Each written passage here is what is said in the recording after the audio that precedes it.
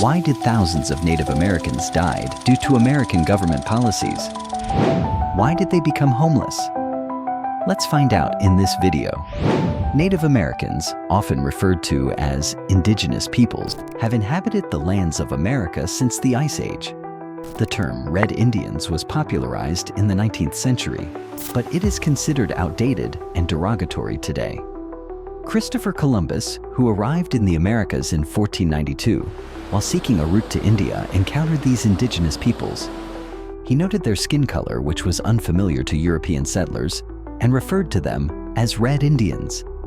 In the early 19th century, the Five Civilized Tribes, including the Cherokee, Creek, Chickasaw, Choctaw, and Seminole, were living in the lands of Georgia and Mississippi.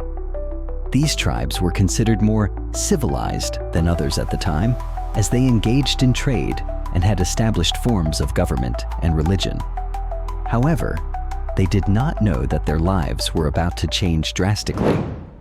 On May 28, 1830, the 7th American president, Andrew Jackson, signed the Indian Removal Act. This act mandated the forced relocation of Native American tribes from their ancestral lands in Georgia and the Carolinas to designated territories west of the Mississippi River, primarily in present-day Oklahoma.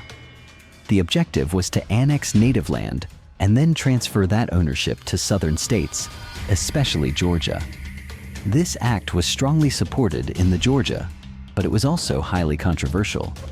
So, on September 27, 1830, in which Choctaws in Mississippi ceded land east of the river in exchange for payment and land in the west. After this, a new treaty between American government and Cherokee tribe was signed in 1835. That led to their 1,600 kilometers migration towards lands of west, which is called Trail of Tears. The migration resulted in the deaths of over 16,000 people. The physical toll of the journey was immense, with many forced to march long distances and often receiving little rest, leading to exhaustion and death.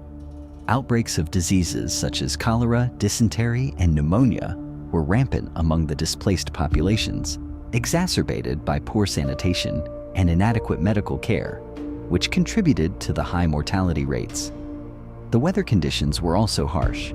Many faced exposure to cold, rain, and illness. Additionally, the indigenous people were often denied treatment in villages along the way.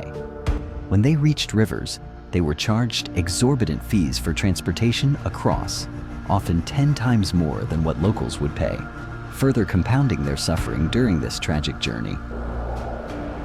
This forced displacement was driven not only by a desire for land, but also by the pursuit of gold. To understand this, we can look back to the 16th century when Hernando de Soto, a Spanish explorer, discovered that there was an abundance of gold in the lands of Georgia. Reports of this wealth spread quickly in Europe, igniting a rush of explorers and settlers seeking riches in America. This influx of European interest compelled the American government to displace Native Americans from their ancestral lands. Influential settlers and government officials argued that Native Americans were extracting gold and should be removed to allow for greater access to these valuable resources. This combination of greed for land and wealth played a significant role in the tragic events of the Trail of Tears and the broader displacement of indigenous peoples.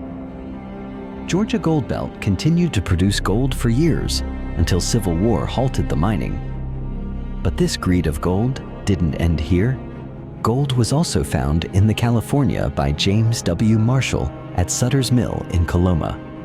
The news of gold brought approximately 300,000 people to California from the rest of the United States and abroad that led to the California Genocide of Native tribes. The California Genocide was a systematic campaign that resulted in the deaths of thousands of indigenous people in California during the 19th century. The 1925 Handbook of the Indians of California estimated that the indigenous population of California decreased from perhaps as many as 150,000 in 1848 to 30,000 in 1870 and fell further to 16,000 in 1900. The genocide of Native Americans represents one of the darkest chapters in U.S. history, characterized by systematic violence, forced displacement, and the erosion of cultures and communities. The lasting impacts of these atrocities continue to affect Native communities today.